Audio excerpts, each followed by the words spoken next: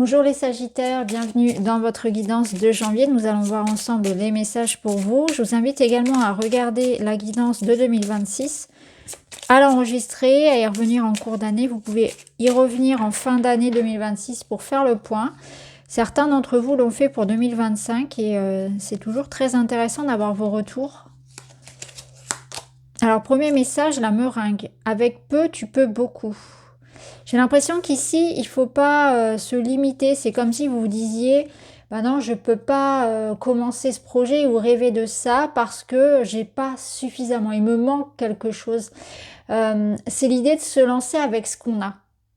Que ce soit dans un domaine privé ou dans un domaine plus concret, et voire professionnel, un projet de travail ou peu importe, créatif, il est question de débuter avec ce que l'on a et de nourrir ce projet. Ce qui va être important, ça va être l'amour, l'intention, l'énergie que vous allez mettre dedans. Donc même si vous avez cette sensation de ne pas être prêt, qu'il vous manque des informations, qu'il vous manque de la connaissance, des moyens, on vous dit qu'il ne faut pas négliger ça, ce désir, cette envie que vous avez et que de toute façon, il faut bien un premier pas, il faut bien une première étape, il faut un début à tout. Allez, on va aller voir un autre message pour vous.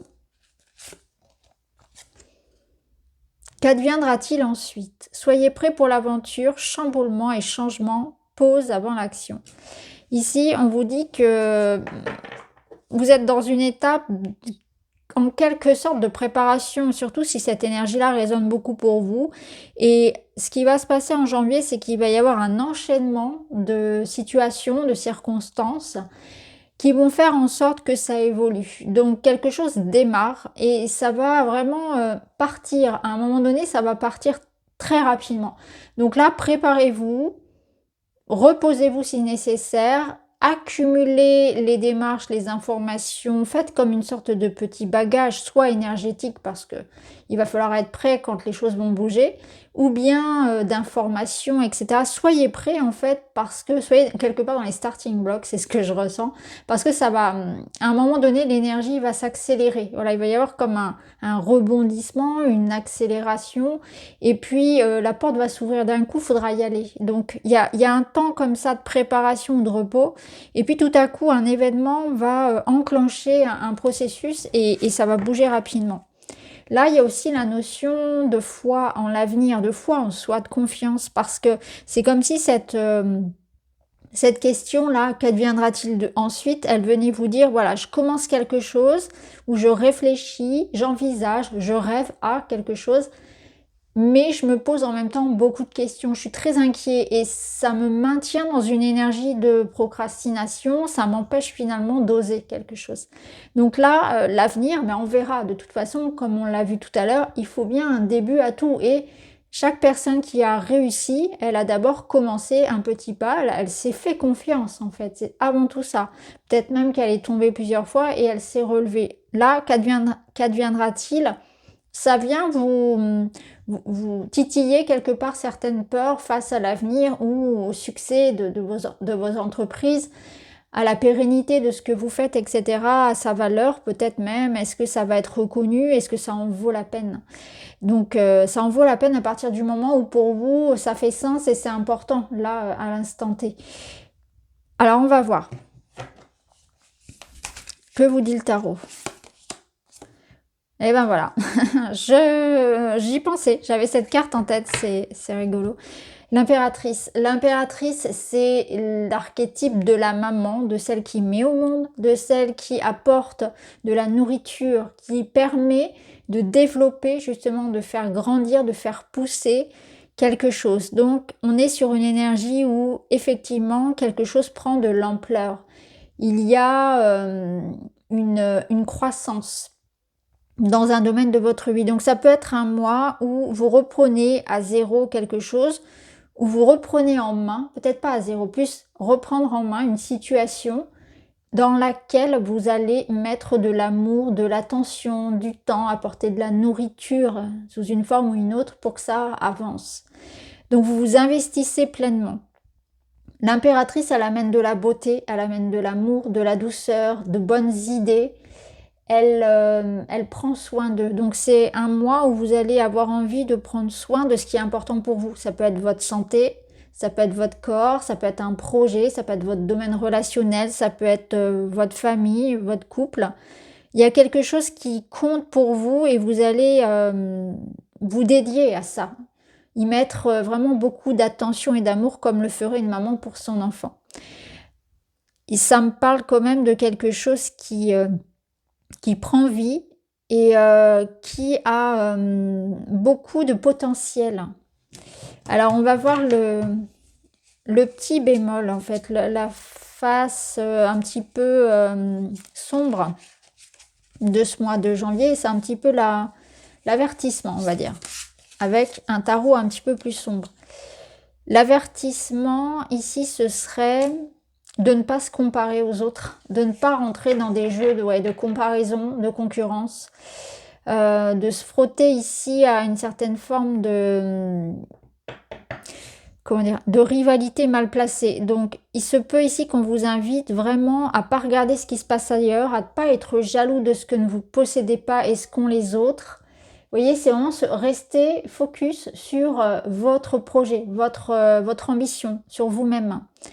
Donc, on évite la comparaison, on évite la jalousie, l'envie et on dirige son énergie dans le bon sens. C'est aussi une idée de concentration et de maintenir une motivation, une détermination, une concentration. On ne se laisse pas distraire par des difficultés, par les autres, par l'extérieur. C'est rester vraiment concentré sur ce que l'on veut. Ne pas changer d'avis tous les 5 minutes. Rester concentré sur son objectif final lorsque parfois on va manquer un petit peu de confiance en soi, ou il va y avoir des situations qui vont vous mettre un petit peu les bâtons dans les roues. On reste vraiment focalisé sur ce qui est important pour soi. Donc on garde sa motivation, son focus, on ne se compare pas aux autres. On évite ici tous les combats inutiles. Voilà, toutes les pertes de temps et les combats, les pertes de temps et d'énergie inutiles. Alors on va aller voir dans la matière. Dans la matière, donc c'est l'argent, travail, le quotidien. On a un 9 de denier. Waouh! Là, vous vous épanouissez dans ce que vous faites. Donc, soit vous êtes en train effectivement de construire la maison de vos rêves dans le quotidien, vous êtes en train de trouver votre routine. Financièrement, ça peut être aussi quelque chose qui vous apporte une certaine forme de confort. Hein. Il y a un confort financier ou en tout cas une certaine forme d'aisance, de facilité.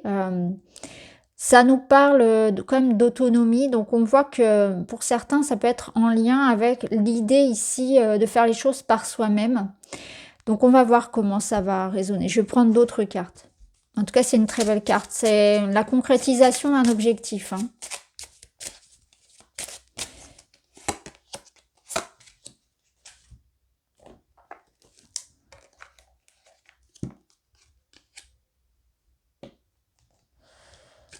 Je prends le temps d'analyser la situation. Je prends de la distance vis-à-vis de mes émotions. Je consulte, j'écoute, je réfléchis pour agir avec plus de calme intérieur et de discernement. Vous allez chercher la meilleure stratégie possible pour atteindre votre objectif matériel, financier, professionnel. Vous vous faites aider des conseils extérieurs que vous pouvez avoir à votre portée, mais aussi vous êtes vous-même en train de vous remettre en question pour voir quelle serait la meilleure façon d'agir et de modifier tout ce qui peut l'être, hein, de revoir par exemple son budget, etc. Voilà, son organisation. Le 7, on est vraiment dans la réflexion, dans une intelligence, dans une stratégie d'entreprise et de réussite. Là, ça vous parle aussi, ça parle énormément de situations où on prend le temps, c'est-à-dire et on n'est pas ici dans une précipitation, on est vraiment dans quelque chose qui est réfléchi, qui est organisé, qui a une discipline, qui a une routine. Il y a un plan, il y a vraiment quelque chose qu'on prépare. Ça peut nous dire ici qu'il y a aussi une énergie vraiment d'indépendance et de liberté. C'est quelque chose que vous avez envie de faire à votre manière, peut-être de manière indépendante pour certains, ça va résonner comme ça. Il y a aussi comme l'idée de quelque chose qui se réveille, donc peut-être un projet qui avait été mis en attente, où il y avait des retards sur une situation, les réponses arrivent maintenant. Il y a vraiment cette idée que quelque chose se débloque maintenant. Il y a une fenêtre qui s'ouvre et c'est d'ailleurs une énergie que j'ai retrouvée chez d'autres signes.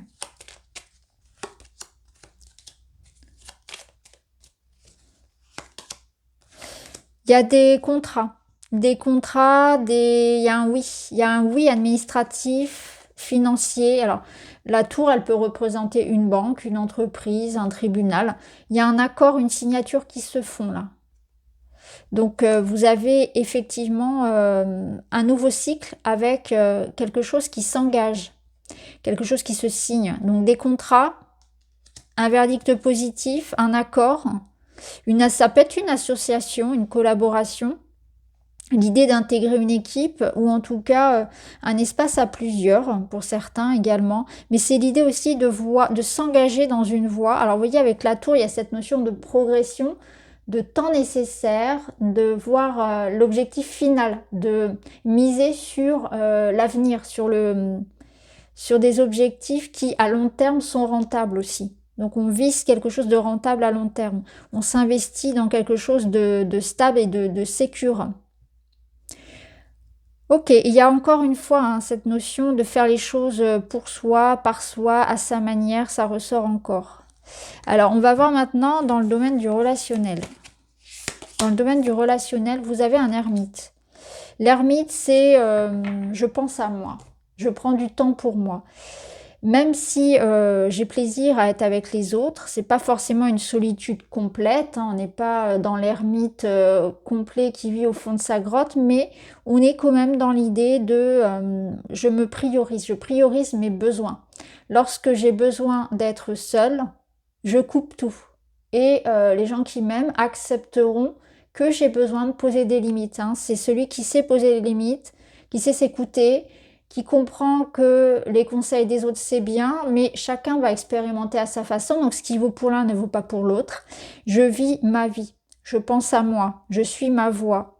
J'ai des besoins de solitude, j'ai des besoins de liberté, j'ai des besoins d'espace sacré, cultiver mon jardin secret, que je sois en couple ou pas. Ça peut être une période aussi de grosse remise en question par rapport à votre vie personnelle, d'un travail introspectif sur soi en fait, hein, sur des schémas familiaux, sur ses relations, comme pour faire un point aussi où on en est dans sa vie, hein, ça peut être ça. Alors on va mettre d'autres cartes. La vitalité, vous avez besoin de prendre soin de votre santé. Vraiment, votre santé physique et mentale sera importante et je pense que c'est pour ça que vous aurez besoin de vous couper du bruit, de la foule, des sollicitations sociales. Peut-être qu'on ne vous en demande pas trop en fait, même si vous avez vos responsabilités de parents dans les relations, etc. Vous aurez besoin de ces moments-là pour reprendre soin de vous, pour penser vraiment à vous, et ce sera important. Et vous aurez à cœur de reprendre votre santé en main. Pour certains, ça ressort véritablement. On sent que vous avez besoin de vous recharger et que ces moments-là, ou cette réflexion que vous êtes en train de faire, c'est vraiment pour retrouver quelque chose de bien mieux dans votre vie personnelle, c'est-à-dire redonner un nouvel élan à votre couple ou bien avoir une meilleure santé physique et mentale, etc. Vraiment, vous avez besoin de repartir sur des bonnes bases. Voilà, un esprit sain dans un corps sain. Clairement, là, votre santé est importante. Lorsque je m'enferme dans mon corps, la souffrance s'installe. Dès que je lâche prise pour m'autoriser à m'aimer, mon état d'esprit change. Je comprends que la transformation intérieure passe aussi par l'éveil de l'âme. Vous faites le lien entre les émotions récurrentes et puis comment elles viennent quelque part se cristalliser et se faire ressentir dans le corps. Donc par exemple, vous allez enfin prendre le temps d'examiner de près cette douleur qui est récurrente, par exemple au bas du dos, ou cette épaule qui vous fait mal depuis des mois. Vous allez essayer de comprendre tout ça et vous comprenez aussi que votre bien-être mental a un lien avec votre corps. Donc si vous n'êtes pas bien, par exemple, dans une relation, ça va avoir un impact sur vous. C'est-à-dire sentir que votre corps, quelque part, réagit. En tout cas, le corps, quelque part, s'exprime et ça va être intéressant d'aller observer ça de près. Et je pense que vous avez vraiment envie de prendre soin de votre corps et de votre santé. Et ça passe par vraiment un bien-être qui soit aussi spirituel, parce que vous voyez les conséquences sur le concret ensuite. Alors, qu'est-ce qu'on a d'autre pour vous? On va prendre du witchy.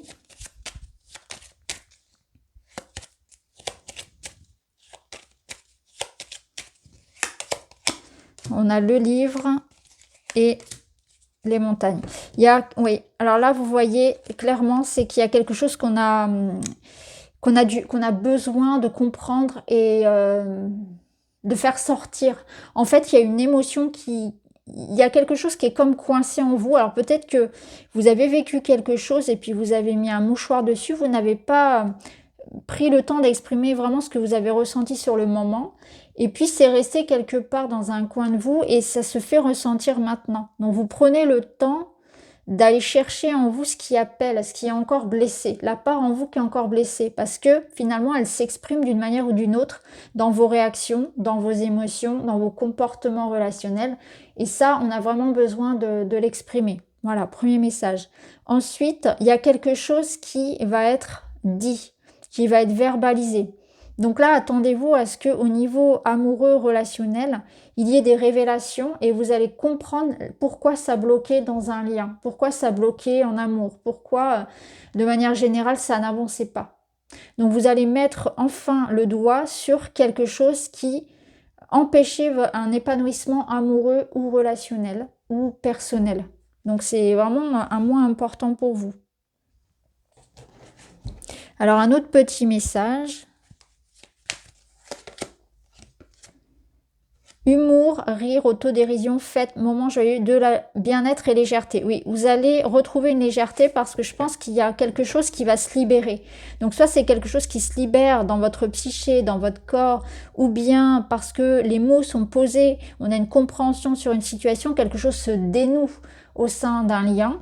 Et là, on retrouve vous voyez, on vous invite à ça, à l'humour, à l'autodérision, à des moments joyeux, à beaucoup plus de légèreté. Donc il y a quelque chose comme un poids qui s'enlève. Voilà, c'est vraiment de manière générale, on va dire ça, un poids qui s'enlève.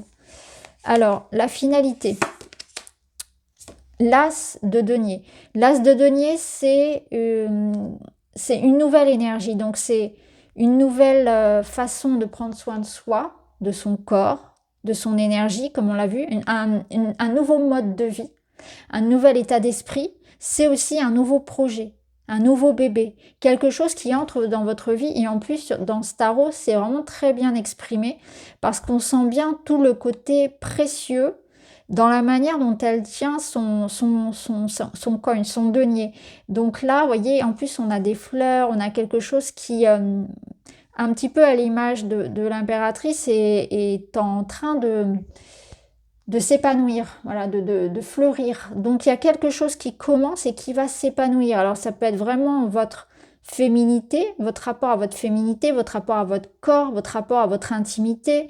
Ça peut être un nouveau départ amoureux, ça peut être ce nouveau projet, ça peut être vraiment beaucoup de choses. Un nouveau aussi, une nouvelle façon de se regarder, de prendre soin de soi, etc.